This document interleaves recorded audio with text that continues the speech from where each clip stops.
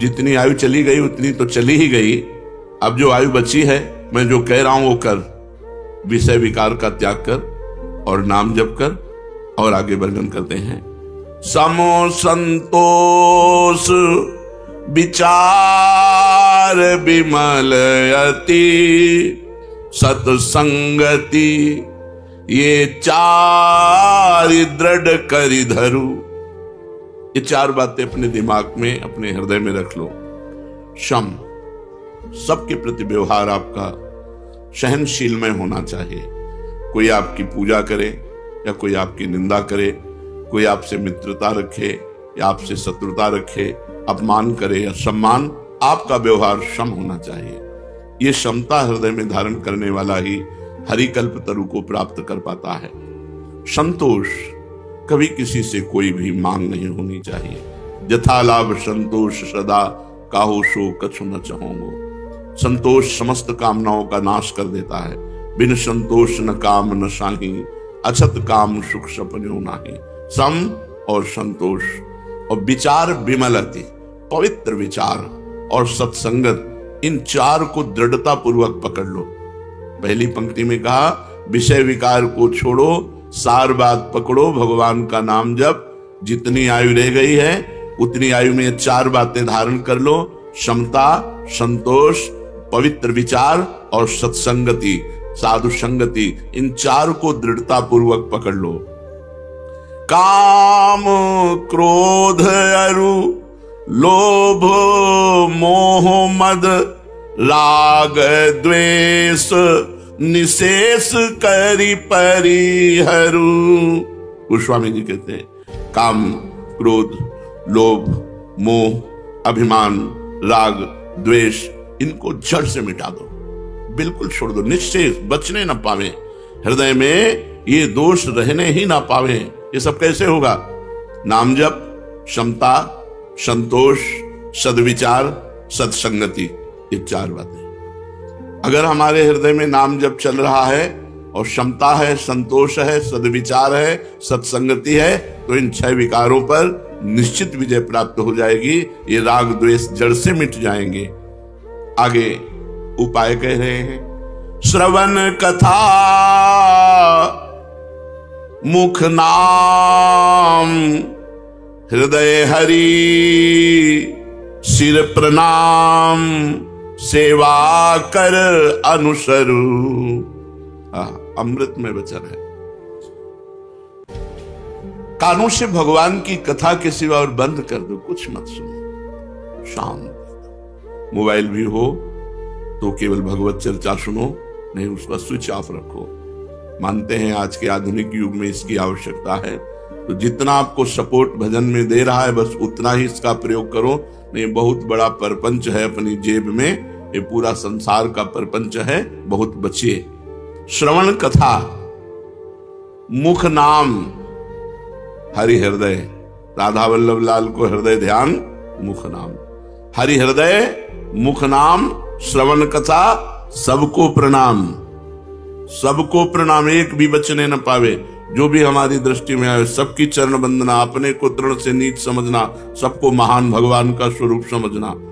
श्रवण कथा, मुख नाम, हृदय हरि, सिर प्रणाम और सेवा, ठाकुर सेवा, साधु सेवा, गुरु सेवा, समाज सेवा, रात दिन, बस इतने में हमको अपनी इंद्रियों को रखना है। श्रवण से भगवान की खूब कथा, भक्तों की खूब कथा सुनो, मुख से हरि नाम, हृदय में भगवान का ध्यान, सबको प्रणाम और सबकी ठाकुर सेवा, संत सेवा, गुरु सेवा, समाज सेवा, जो मिले वो सेवा करो। और कह रहे नयननि निरखी कृपा समुद्र हरि, अग जग रूप भूप सीतावर। नेत्रों से कृपा समुद्र भगवान को ही चराचर विश्व रूप में देखो। सिय राम में सब जगह जाने, चिद अचिद लक्षणम सर्वम, राधा कृष्णमयम जगत, संपूर्ण जगत में भगवान विराजमान। ये बिल्कुल बात पक्की समझ लो, बिना ये भाव लाए ठीक नहीं रहेगा। हम ये देखते हैं कि यदि साधन का अभिमान है तो पूरा जीवन व्यतीत हो जाता है, और बात समझ में नहीं आती है।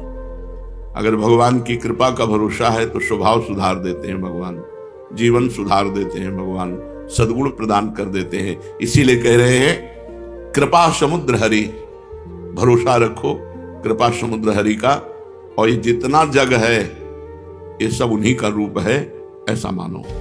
नेत्रों से जहां तुम्हारी दृष्टि जाए मेरे प्रभु इसमें विराजमान। सर्वानुवस्तुतया निरीक्ष परम स्वाराध्य बुद्धिर्मम, स्वाराध्य ही नहीं परम स्वाराध्य, मेरे परम इष्ट देव इस रूप में विराजमान है। नेत्रों से कृपा सागर चराचर विश्व में अपने आराध्य देव को, श्री गोस्वामी जी कहे जानकी वल्लभ को देखो, सर्वत्र वही प्रभु विराजमान है। इह भगति वैराग्य ज्ञान, यह भक्ति है, यही वैराग्य है, यही ज्ञान है। श्रवण से भगवान की कथा, मुख में भगवान का नाम, हृदय में भगवान का ध्यान, चराचर विश्व रूप भगवान का मान करके प्रणाम और सबकी सेवा। इह भगति वैराग्य ज्ञान यह हरितोषण, यह शुभ व्रत आचरु, तुलसीदास शिव मत मार्ग यह, चलत सदा सपने हूं नाहिन डरू।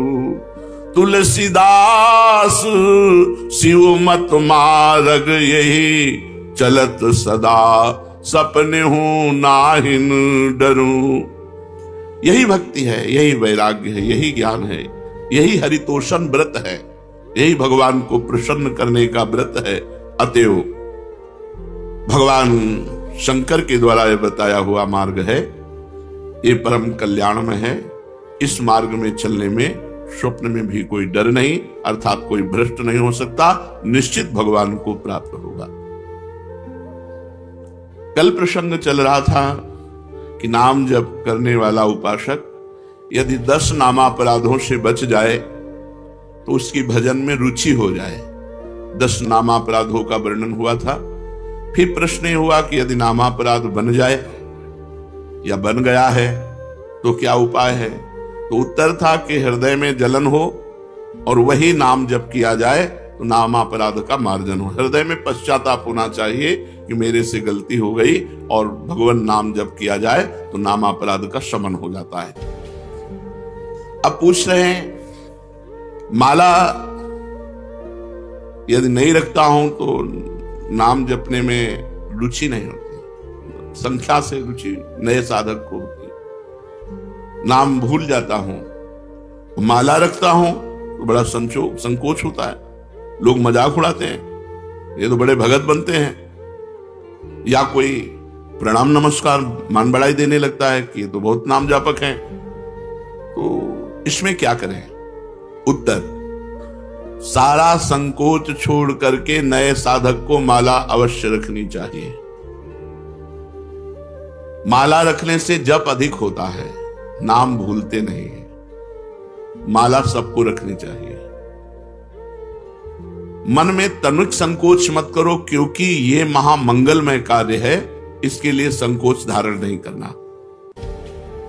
जो लज्जा छोड़कर भगवान का नाम जप करता है वो अपने को पवित्र कर देता है और सारे विश्व को पवित्र कर देता है। तीर्थी कुर्वन्ति तीर्थानि सतरति सतरति स लोकान् तारयति। वह स्वयं तर जाता है, स्वयं तर जाता है और लोगों को तारता है, लोक के लोक पावन कर सकता है। इसलिए संकोच छोड़कर, लज्जा छोड़कर माला प्रगट में रखनी चाहिए और गणना युक्त नाम जप करना चाहिए। यदि कोई प्रणाम नमस्कार करे, मान बढ़ाई दे, तो तुम उसे स्वीकार न करो तो तुम्हारी हानि नहीं होगी। किसी को मना नहीं करना। कोई प्रणाम कर रहा है, कोई नमस्कार कर रहा है, बस अंदर से उपेक्षा रखो, अंदर से उसका महत्व मत रखो, तो मान बढ़ाई तुम्हारा कुछ बिगाड़ नहीं पाएगी। नाम जप का वास्तविक फल क्या है? उत्तर, नाम जप का वास्तविक फल है श्री कृष्ण प्रेम में रोना, भगवान के प्रेम में रोना। नाम का जब फल प्रकट होगा तो गदगद सुर नैना सजल दंपति रसरय भीन, एगत वृंदा विपिन में फिरे प्रेम तन लीन। आंखों से आंसू बह रहे, कंठ गदगद हो रहा है, शरीर रोमांचित हो रहा है, कंपायमान हो रहा है, भगवान की मंगल मूर्ति मानस पटल पर छाई हुई, ये नाम का फल। मुक्ति तो नाम का आनुषंगिक फल भाव है, मुख्य भाव है प्रेम। जैसे सूर्य उदय होने पर प्रकाश तो आनुषंगिक है, ऐसे ही प्रेम ये सूर्य है और प्रकाश उसका मोक्ष है। इसलिए नाम का फल पूर्ण प्रेम है, भगवत प्रेम। सुना है कि 3.5 करोड़ नाम जप करने पर मोक्ष की प्राप्ति हो जाती है। क्या यह सत्य है? विश्वास करो, भाव करो, महत्व रखो, हो जाएगा। विश्वास करो, भाव करो, महत्व रखो, तो एक नाम में मोक्ष प्राप्त हो जाएगा। 3.5 करोड़ तो बहुत बड़ी बात है, एक नाम भी मोक्ष प्राप्त कराने में समर्थ है। एक नाम, 3.5 करोड़ तो बहुत होते हैं। विश्वास करो, भाव करो, महत्व करो। यही बात ध्रुवदास जी ने कहा, हित से आर्त होकर दैन्य भाव से एक नाम पुकार लो तो भगवान तुम्हारा साथ नहीं छोड़ेंगे। एक बार जिन नाम ली हित सो होए अति दीन, अति दीन हित सो होए। प्रेम से द्रवित होकर दैन्य भाव से भगवान को पुकारो तो एक नाम में भगवान तुम्हारा कभी साथ नहीं छोड़ेंगे। एक बार जिन नाम ली हित सो होए अति दीन, ताको संग न छाड़ही ध्रुव अपनो कर लीन। विश्वास करो, भाव करो, महत्व करो, तो एक नाम से भगवत प्राप्ति हो जाएगी। एक नाम मोक्ष प्रदान कर देगा। 3.5 करोड़ तो बहुत बड़ी बात है। हाँ, कल संतरणोपनिषद में लिखा हुआ है कि यदि नाम के 3.5 करोड़ आवृत्ति की जाए, 3.5 करोड़ नाम जब किया जाए तो शरीर छूटने पर वो भगवान को प्राप्त होगा। शरीर छूटने पर वो भगवान को प्राप्त होगा। 3.5 करोड़ नाम जप करने। आपने बड़ी महिमा सुनाई, तो आप इतना बता सकते हैं कि आपको क्या लाभ मिला नाम जप से? आपको क्या लाभ मिला? मेरे को जो लाभ मिला, मेरी वाणी में सामर्थ्य नहीं कि मैं कह सकूं। हाँ, ये जरूर है कि असंभव को संभव कर दिया नाम ने।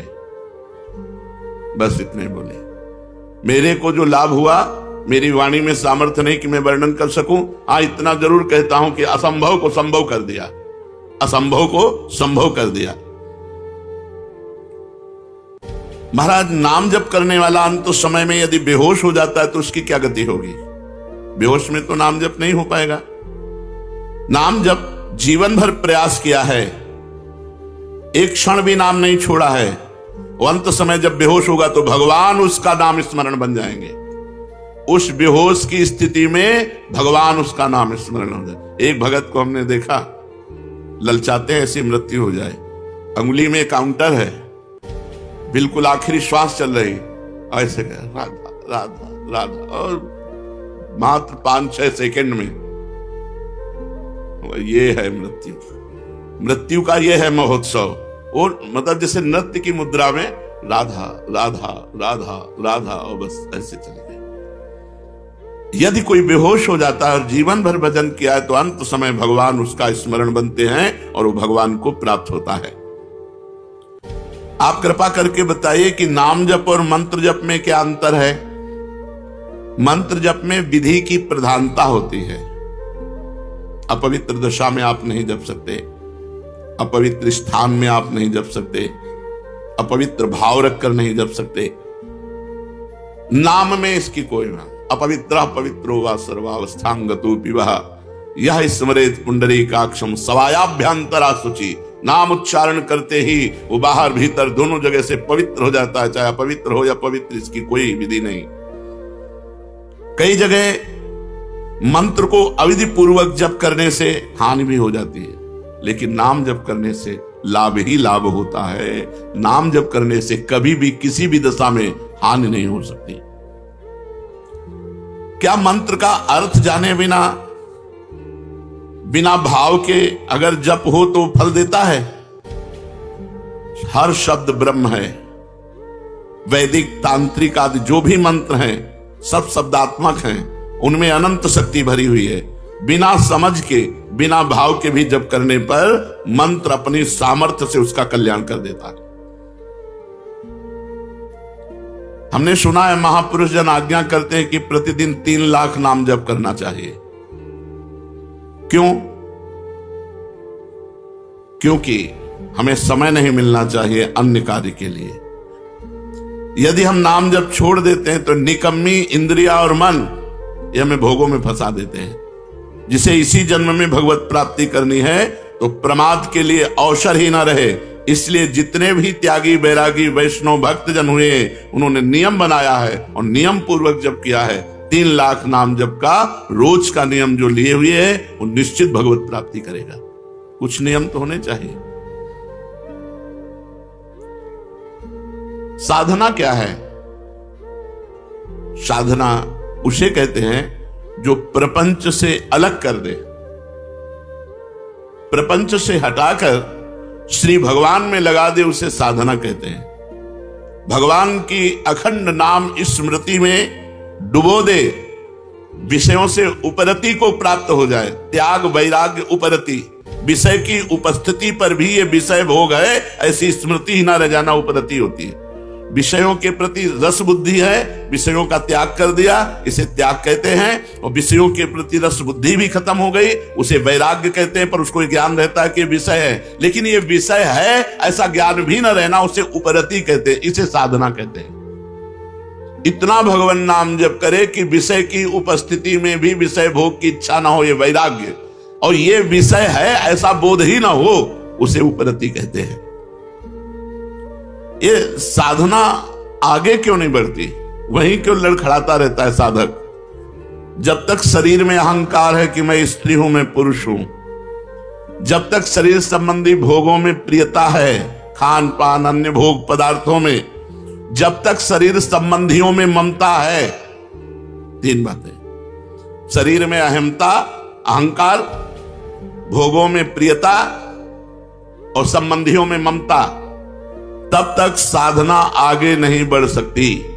रिश्ते नाते संबंधियों से ममता हटाओ, भोगों से प्रियता हटाओ, शरीर से अहंकार हटाओ। कैसे हटेगा? नाम जप करो, सत्संग सुनो, शास्त्र स्वाध्याय करो, संत भगवंत भक्त गुरुदेव इनकी सेवा करो, इसी से ठीक हो जाएगा।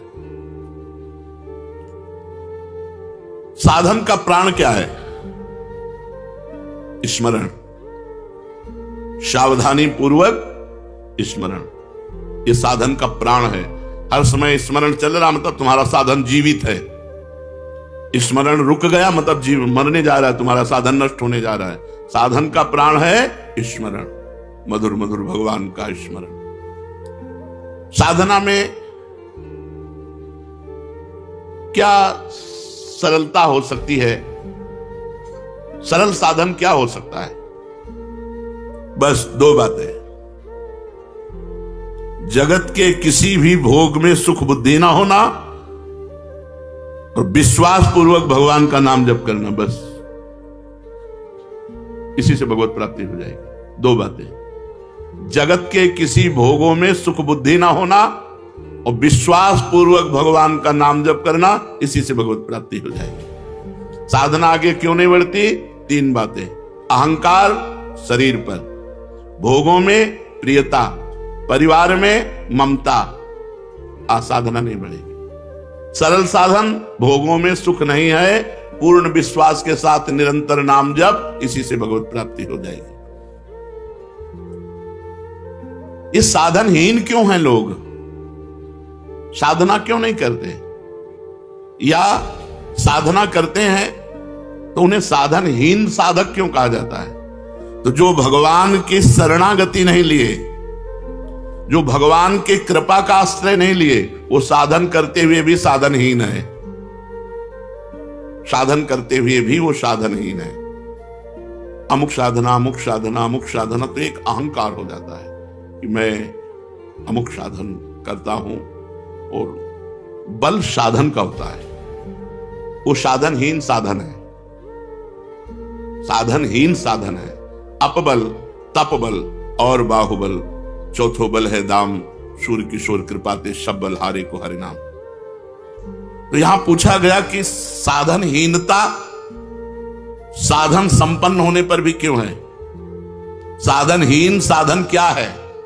तो बोले भगवान की शरणागति और भगवान की कृपा बल पर विश्वास ना होना। सच्ची कहते हैं हमारी प्रियाजू इतनी कृपालु हैं कि एक वृंदावन वास आप कर रहे हो इस नाते से, एक हरिवंश नाम ले रहे हो इस नाते से, आप किसी उनके जन को संत मान करके शरण ले ली इस नाते से, वो तो जरा से राई के संबोधन को मानत मेरु समान।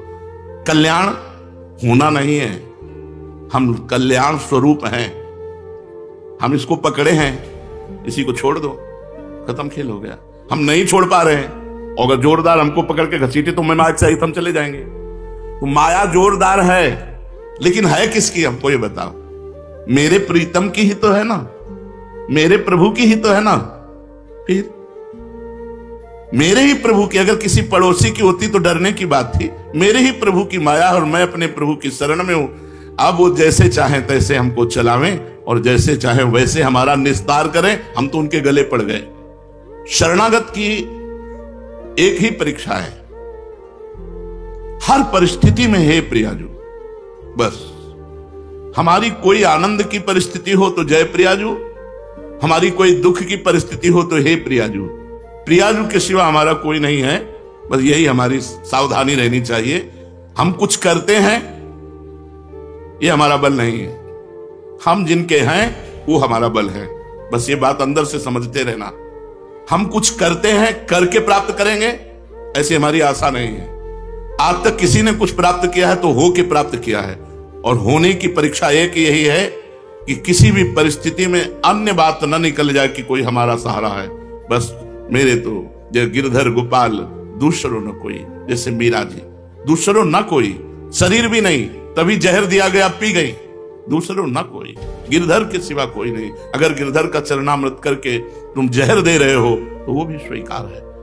हमारी केवल आश्रय वस्तु है, हम किसी योग्य नहीं है, हम में कोई योग्यता नहीं है, केवल आश्रय है, और ये साधन का प्राण है। साधन हो रहा है और भगवत शरणागति नहीं, भगवत कृपा बल नहीं, तो साधन होते हुए भी वो साधन ही न है जिससे भगवत प्राप्ति होती है। साधन का विघ्न क्या है? साधन का सबसे बड़ा विघ्न है साधन का अभिमान होना। भगवत स्मरण से भगवान की प्राप्ति होती है। भगवत स्मरण उसी का चलता है जो तृणादपि सुनीचेन, अपने को दीन मानता है। माना ब्रह्म ज्ञान के मार्ग में वो सबको अपनी आत्मा देखता है, भक्ति सबको अपना इष्ट देखता है, कहीं प्रश्न बनता ही नहीं है। अगर वो प्रश्न करता है तो अभी खुद प्रश्न में फंस गया हो। ज्ञानी की दृष्टि में सर्वम खलमिदम ब्रह्म, भक्ति की दृष्टि में वासुदेवा सर्वम, श्री राम में सब जग जाने। सबसे बड़ा साधन का विघ्न है साधन का अहंकार हो जाना। साधना का अहंकार इतना श्रेष्ठ बड़ा होता है, इतनी कड़ुई होती है, पूछो मत। वही सबसे बड़ा विघ्न है भगवत प्राप्ति में। दूसरा, खान पान। यदि आपका खान पान सही नहीं है तो आपकी साधना नहीं बनेगी। तीसरा, मंत्र नाम में संदेह, पता नहीं इस नाम से होगा कि नहीं होगा। कहते हैं नाम जब करो इस नाम से, तो पता नहीं इस मंत्र से होगा कि नहीं होगा। साधना में विघ्न। सदगुरु का अभाव, जिसके जीवन में सदगुरु नहीं उसकी साधना कभी सिद्ध नहीं हो सकती। सदगुरु हैं, उनका अपमान कर दिया, कभी साधना सिद्ध नहीं हो सकती। ये साधना का विघ्न है। नियमानुवर्तिता का अभाव, जो नियम दिया गया है उस नियम के अनुसार न चलना, अपनी प्रसिद्धि की चाह, कुतर्किक स्वभाव होना और भोगों की कामना और कुसंग में प्रियता, परदोष दर्शन, इतने साधना के विघ्न हैं। अगर इन विघ्नों से बचा जाए तो हमारी साधना आगे बढ़ेगी। तो साधना में सहायक क्या है? दैन्यता। सबसे पहली बात है दैन्य। सबसे झुक के रहो। सब में भगवान देखोगे तो झुकना आ जाएगा। सब में झुको, सबको प्रणाम करो। साधन में साधन का अहंकार ना होना, ये सबसे बड़ा सहायक है। आप जो साधन कर रहे हो उसका अहम नहीं होना चाहिए, दैन्य होना चाहिए। और सच्ची बात है, सही साधना होगी तो आपका हृदय दैन्य हो जाएगा, डरेगा कहीं कोई अपराध न बन जाए जो मेरा साधन रुक जाए। और हृदय एकदम इतना लुजलुजा हो जाएगा कि कोई आपको प्रणाम करेगा तो आपको संकोच लगेगा, आप नहीं समझते मैं अधम जीव हूं, मेरे पर क्यों ऐसा। वो तनिक भी लाख लोग मान बढ़ाई दे, वो अंदर रहेगा कि आप जानते नहीं हो इसलिए ऐसा, मैं बहुत अधम हूं। अंदर उसके यही रहेगा, अस्मय अधम सकासुन, ये अंदर बैठ जाएगा, ये भगवान की कृपा से बैठ जाएगा। दूसरा सहायक, नियम के अनुसार अपनी दिनचर्या पूरी करना, टाइम बिल्कुल। ये साधक की गुणवत्ता है कि जैसे 4 बजे से वाणी पाठ, तो 4 बजने में 5 मिनट बकाया है, वो आ गया। 4 बजने के बाद जो दिनचर्या शुरू हुई, जब सब संपन्न हो गई, प्रणाम किया, ग्रीवा नीचे की, चल दिया। 5 मिनट पे अपनी दिनचर्या में बड़ी प्रवीणता रखना। सत्कार दूसरों का करना, सबहि मान प्रदाप अमान, इससे साधना आपकी बढ़ेगी। कुछ समय एकांतवास, सोने के अलावा, सोने में तो सब लोग एकांतवास करते हैं, सोने के अलावा, निद्रा के अलावा एकांतवास, जागृत अवस्था में शांत भाव से अपनी कुटिया में बैठ करके भजन करना, चाहे 2 घड़ी ही, 48 मिनट ही सही, पर एकांतवास जीवन में अत्यंत आवश्यक है। और रोज सत्संग, साधना में सहायक रोज सत्संग। रोज सत्संग का मतलब है जैसे रोज झाड़ू पोछा लगे तो देखो कितना आंगन स्वच्छ रहेगा, ऐसे हृदय रूपी आंगन रोज सत्संग सुनने से नवीन उत्साह भर जाता है, स्वच्छ होने लगता है, और केवल सत्संग सुनने से भगवत प्राप्ति हो जाएगी। भगवान ने कहा, व्रतांसि यज्ञ छंदांसि तीर्था नियमा यमा यथा वरुंधेत सत्संगा सर्वसंगो पहो ही माम। मैं बड़े बड़े व्रत से, नियम से, तीर्थ यातन से, वेदाध्ययन से वश में नहीं होता, जैसा मैं सत्संग से वश में हो जाता हूं। सत्संग मात्र से भगवत प्राप्ति, बहुत से ऐसे इतिहास में उदाहरण हैं। तो सत्संग हमारी साधना का बहुत बड़ा अंग है, जो हमारी साधना को बढ़ाता है, जो हमारी साधना को पचाता है। जब हम सत्संग सुनते हैं तो हमें बढ़ के सुनने को मिलता है, तो हमारा अहंकार नष्ट हो जाता है।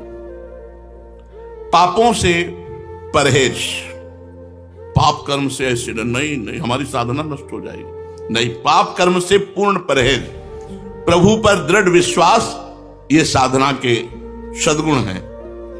क्या केवल साधन पर भरोसा करने से भगवत प्राप्ति हो जाएगी? नहीं, भगवान पर भरोसा करो, ये बात, यही चूक होती है। अपने साधन पर विश्वास होता है, भगवान पर विश्वास। जाकी कृपा लवलेश दे मतिमंद तुलसी दास हूं, पायो परम विश्राम राम समान प्रभु नाहि हो।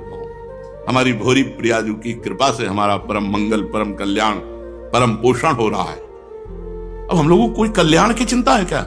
पक्का विश्वास करो, हम श्री जी से बिल्कुल हृदय की बात कहते हैं।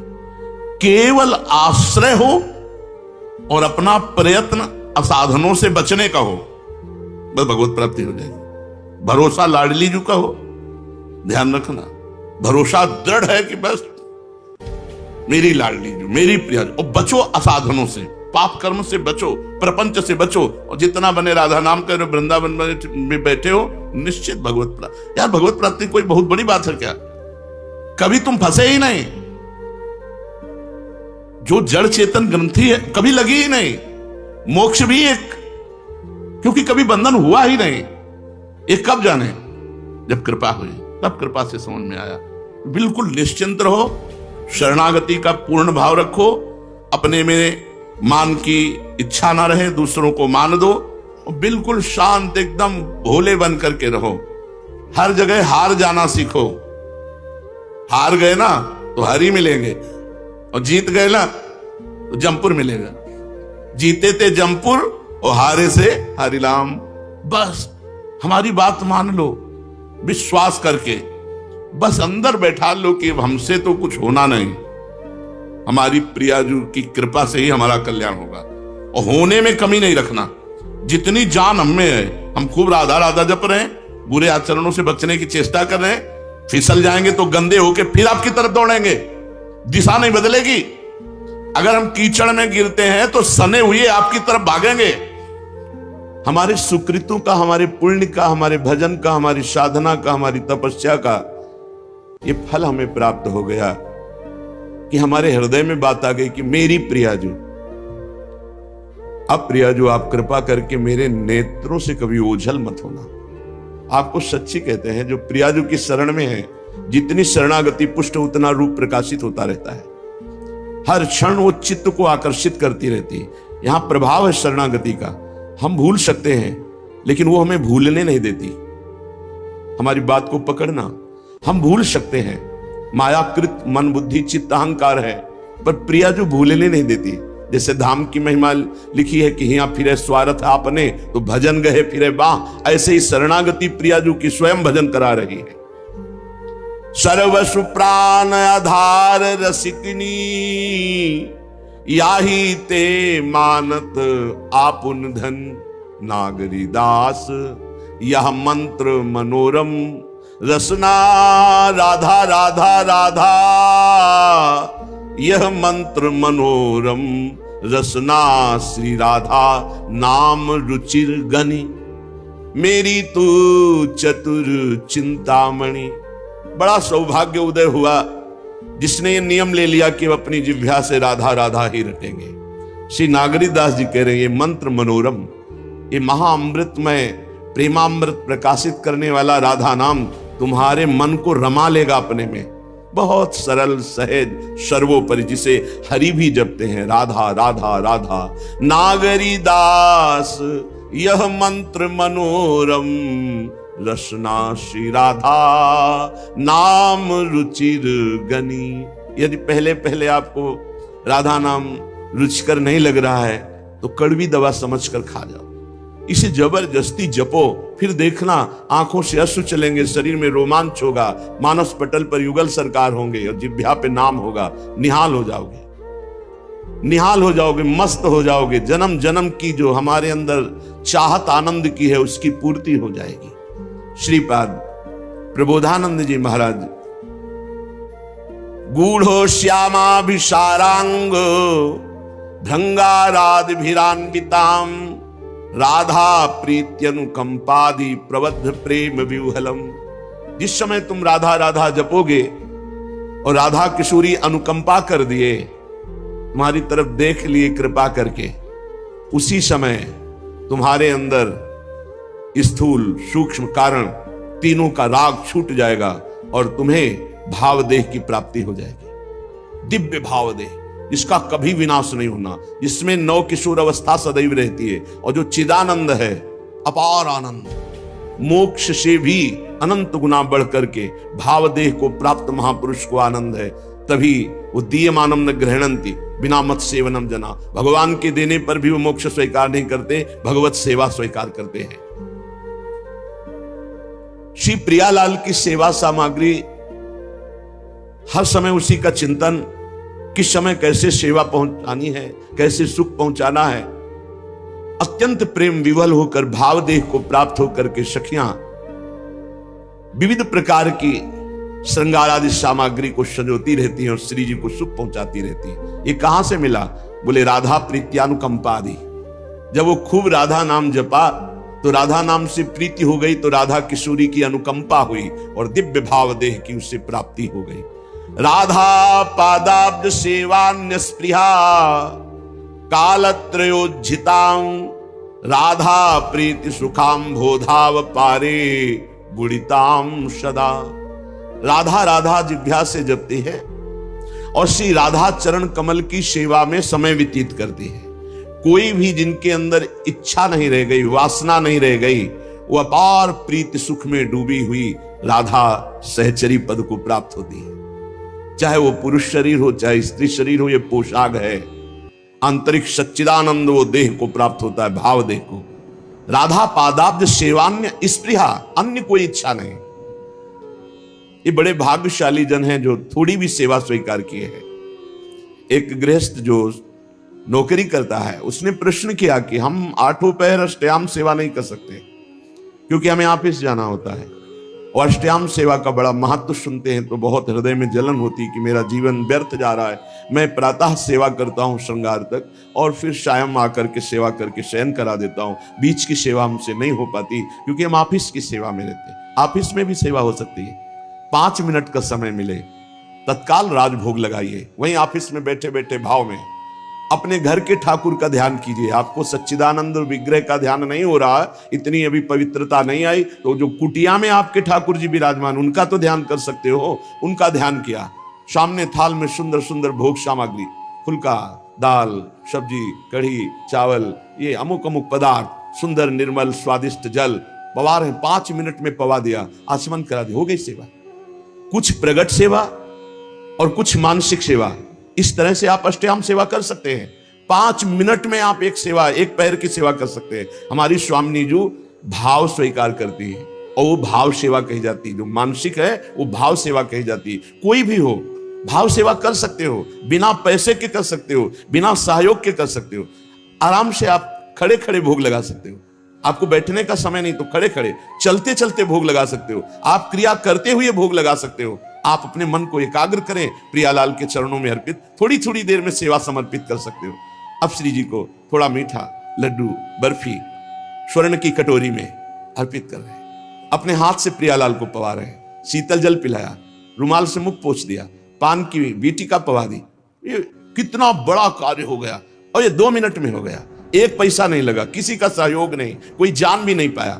तो जो भगवत सेवा में शरीर से 8 पहर लगे हैं उनकी तो भाग्य की क्या सराहना। लेकिन जो गृहस्थी में है 8 पहर सेवा नहीं कर सकते हैं तो वो मानसिक कर सकते हैं। प्रातः काल से लेकर सायंकाल शयन सेवा तक जो सेवा प्रगट में हो पावे तो ठीक, नहीं तो मानसिक सेवा कर दीजिए। राधा पादाब्ज सेवा निस्पृहा, तपस्या भजन साधना करने वाले का फल मिलता है, लेकिन सेवा करने वाला स्वामी को अधीन कर लेता है। शब्द याद रखना। प्रियालाल उसके अधीन हो जाते हैं जो प्रियालाल की सेवा करता है। भजन कहते हैं सेवा को, राई के सम भजन को मानत मेरु समान। थोड़ी सी भी सेवा को हमारी लाडली जो सुमेरु पर्वत के समान मान लेती है, बड़ी करुणामयी है। और लालजू जो अधीन है ना, वो सेवा से ही अधीन है। देखो ना, राधा प्यारी तेरे नयन सलोल, तय निज भजन, तय निज भजन, कनक तन जोबन, लियो मनोहर मोल। राधा प्यारी तेरे नयन सलोल। प्यारी जू आपने ऐसी सेवा की कि लालजू को अधीन कर लिया। गान नृत्य जो भी श्रृंगार करती वो प्रीतम के लिए करती, सर्वस्व प्रीतम के लिए। तो प्रीतम अपना सर्वस्व देकर होए अधीन, संग ही संग डोले। यही हमें करना है प्रगट में और मानसिक में। मानसिक में क्या पैसा लगता है?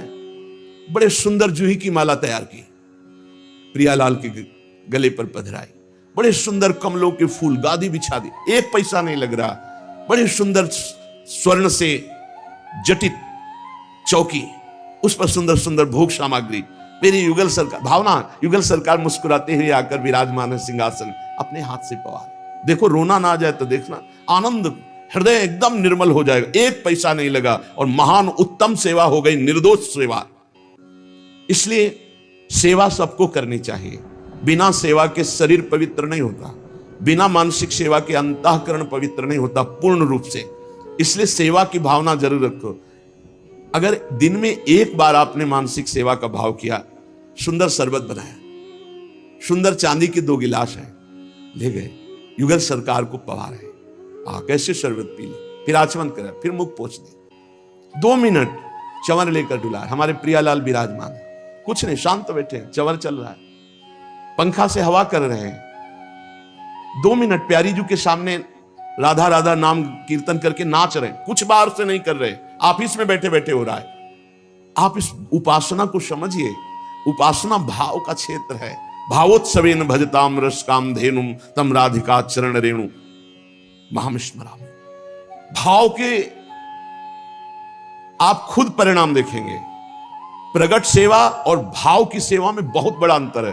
प्रगट सेवा हम कर रहे हैं, मन हमारा कहीं और है, लेकिन जब हम भाव सेवा करते हैं तो मन को लगना ही होता है, क्योंकि बिना मन के वो सेवा होगी नहीं। उसका नाम ही मानसिक सेवा है। 5 मिनट 24 घंटे में प्रत्येक शरीरधारी को मानसिक सेवा करनी चाहिए।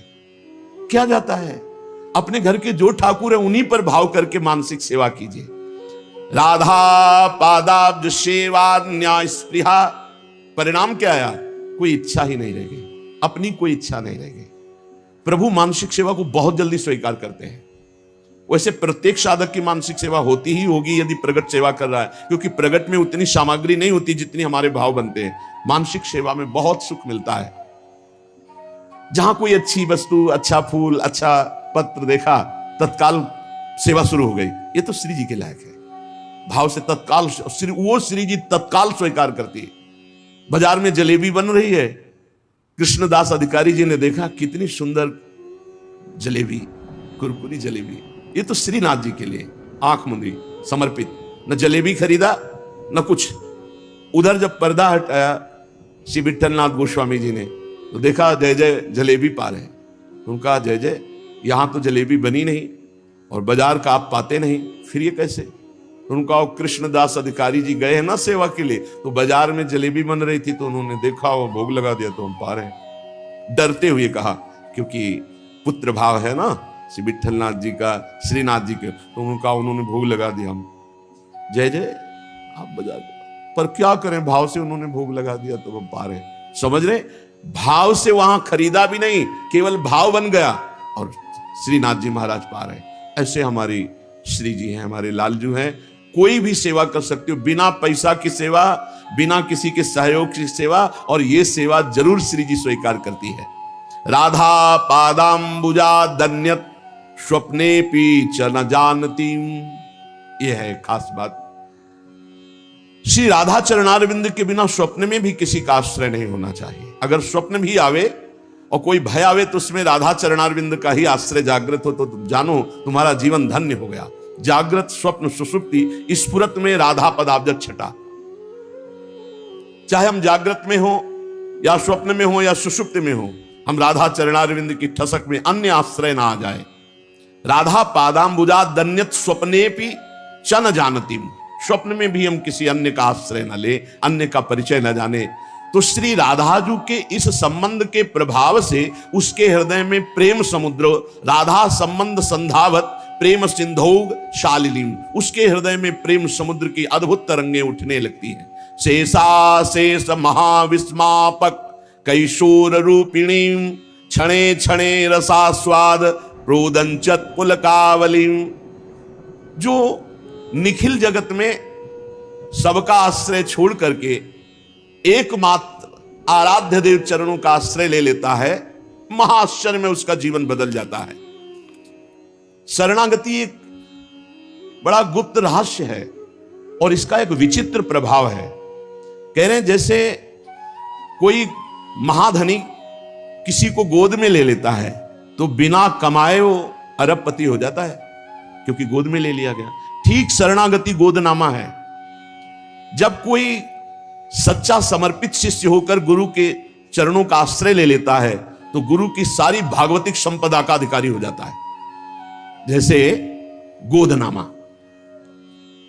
यद्यपि बड़ी दुर्लभ, बड़ी तपस्या, बड़ी कठिनता से गुरुदेव ने उस वस्तु को हासिल किया, पर जब शिष्य सच्चे भाव से शरणागत हो जाता है, तो उसको वो कष्ट नहीं सहना पड़ता। वो उस संपत्ति का अधिकारी ऐसे हो जाता है जैसे गोदनामे में संपत्ति का अधिकारी बिना कमाए हो गया। भीतरी भाव जब हमारा प्रभु के प्रति ऐसा हो जाता है कि हे प्रभु, मेरे में कोई सामर्थ्य नहीं, मैं आपकी शरण में, भीतरी भाव की बात है, उसी क्षण वो भगवान की समस्त दैवी संपदा का अधिकारी बन गया। सारे पाप नष्ट हो गए, वो निर्भय हो गया, निशंक हो गया, निशोक हो गया, निश्चिंत हो गया। कोई चिंता नहीं, कोई शोक नहीं, कोई भय नहीं। जो जाको शरणों गहे ता कहता की लाज, उल्टे जल मछली चले बहो जात गजराज। बड़ी प्रबल जल की धारा जो हाथी को भी बहा दे, तो मछली जल का आश्रय लिए वो मछली उसी उल्टी धारा में चढ़ जाएगी, उसका रोक नहीं होगा। बोले ऐसे ही कोई चाहे जितना समर्थ हो, भगवान की शरण में हो गया तो जो दुरंत माया है वो उसको पार कर जाएगा। मामे वे प्रपद्यन्ते माया में ताम तरंतिते। छोटी सी मछली बड़े वेग वाले जल प्रवाह को चीरती हुई सीधा उल्टा चढ़ जाएगी, लेकिन उसी के सामने गजराज बह कर जाएगा। गजराज को बहा देगी, लेकिन छोटी सी मछली को नहीं। क्यों? क्योंकि मछली जल से प्यार करती, मछली जल में है, वो उसका जीवन है। ऐसे जिसका जीवन भगवान है, जिसने अपने जीवन को भगवान की शरण में, तो दैवी हेषा गुणमयी मम माया दुरत्या, बड़े बड़ों को बहा दे, दैवी हिर्षा गुणमयी मम माया दुरत्या शिव विरंचिका मोहई को है बपुरान। लेकिन वो तृणादपि सुनी चेन स्वभाव वाला साधक ऐसे चीरता हुआ माया को चला जाएगा, जैसे हाथी बह जाता है पर मछली छोटी सी उस प्रबल धारा को चीरती हुई आगे बढ़ जाती है।